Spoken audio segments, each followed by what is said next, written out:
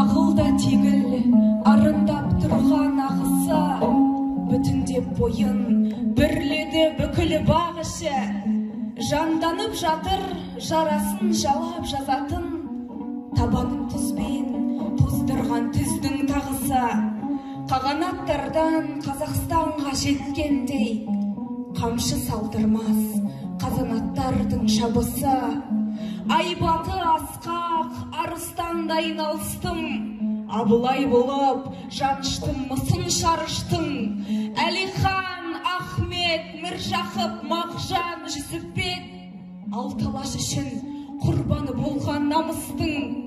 Қайратпен Ербол, Сәбира, Ләззат көз жұмған, желтоқсандағы ызғарлы желмен қағыстым. Дүние жүзі мойындап тұрған барыспын, қайтпаста қайсар қазақ атымен таныстым. Ғылымға шыққан биігін әлем құптаған, Марғұлан, Әлкей, Имантайұлы Қаныштың төріне барып келсе де сонау ғарыштың.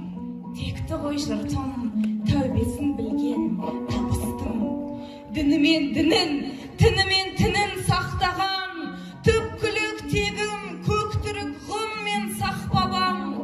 Тарихын тасқа қашаған ұлы күлтегін, мұрасын мәңгі санаға құйып жаттаған.